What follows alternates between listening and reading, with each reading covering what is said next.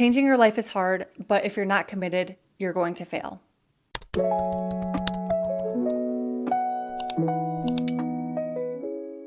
Too often, people choose the easy route in life. They run around with the same people, do the same exact routine day after day, stuck in the same patterns. And if that's what they want, that's totally fine. But if you want to change your life and you're doing these things, it's not going to happen. Don't be like everybody else. Be the exception. No matter how hard it gets, I want you to know that changing your life is possible. The first way we're going to change our life is to fully envision the life that you want. Write it down. What does it look like? Where are you? Who are you surrounding yourself with? How do you feel? It sounds simple, but if your self-perception isn't great, it could prove to be very difficult. You might not think that it's possible for you. You might not think you're deserving enough. You might not think you're capable of making this happen. And it's scary. We're putting it out there. We're making the choice to change. We're acknowledging something in our current life isn't working. So just for now, try to put that aside. Make a vision board of what your life looks like. Identify any routines or habits that the future you will do. And as we're going through exactly how we want our lives to look, we need to compare it to our current lives and see what isn't aligning. It's gonna feel scary because we know what's coming up next after we identify these things. The second way we're going to change our life is to remove anything that doesn't align. The first step was just making the choice to change and identifying things that don't align. The second step, we're taking the action and removing those things. And that's when it gets a little bit too real and it gets really hard. In order for us to achieve the lives we want to live, there cannot be room for compromise. You need to be somewhat ruthless in removing these things. And that can include people, friend groups.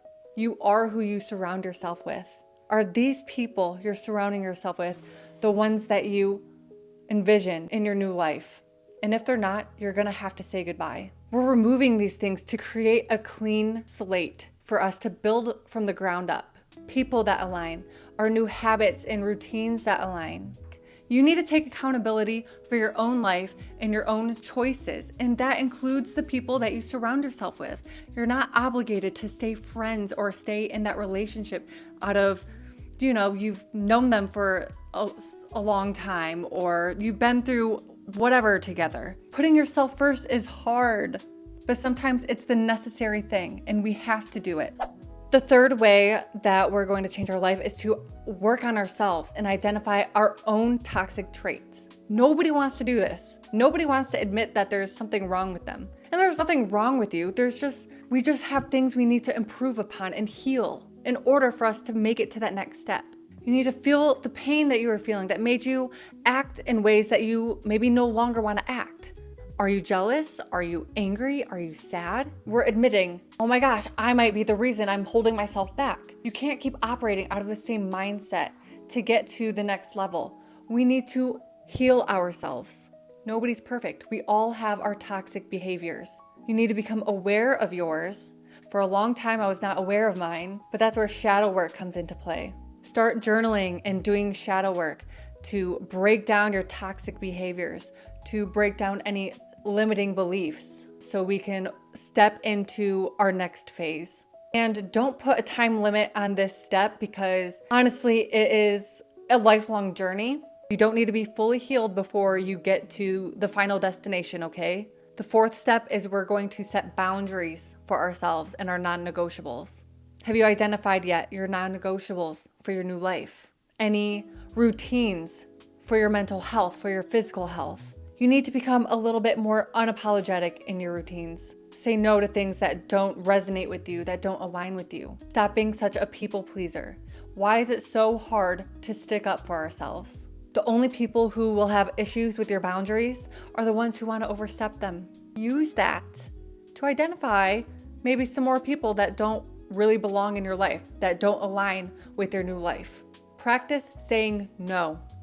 Lastly, we're going to fully embrace the new you. This is hard because you'll feel like you have imposter syndrome.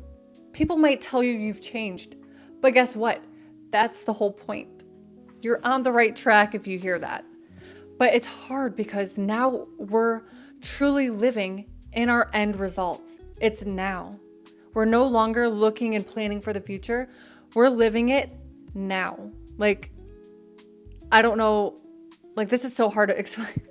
This is who you are now. We're doing the habits and routines that we envisioned for ourselves. We're doing that now. We're hanging out with people that we envisioned our future self to be hanging out with. We are that future person now. We're no longer that's me in the future. No, that's me now. This is how I choose to be. You're allowed to change. You're allowed to wake up one day and decide you want a better life. To wake up one day and start living like that person you've only dreamt of being.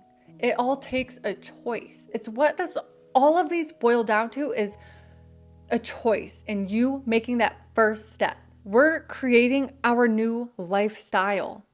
It's who we're gonna be and choose to be every single day out from this point. Along the way, just remember to be kind to yourself. These things are hard. Remind yourself you are worthy of the life you want to live.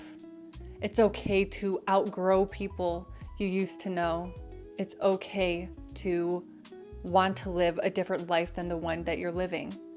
I'm 5 years in on this whole journey and I still have a ways to go, but I can tell you 100,000,000% I'm 180 a different person and I've achieved everything on my list. So I challenge you to take the first step. Make the choice, envision the life that you want to live. And I hope that this was helpful or maybe it scared you even more, but that's not what this is supposed to do, not supposed to scare you, but to let you know that this is real life and it's not always easy. It's not always soft approach everything. Sometimes to get to the life that you want, it takes sacrifice. And I've been there. Remember that the life that you envision, it's always going to change, but as long as it's for the better. We never want to stay the same. So thank you so much for being here.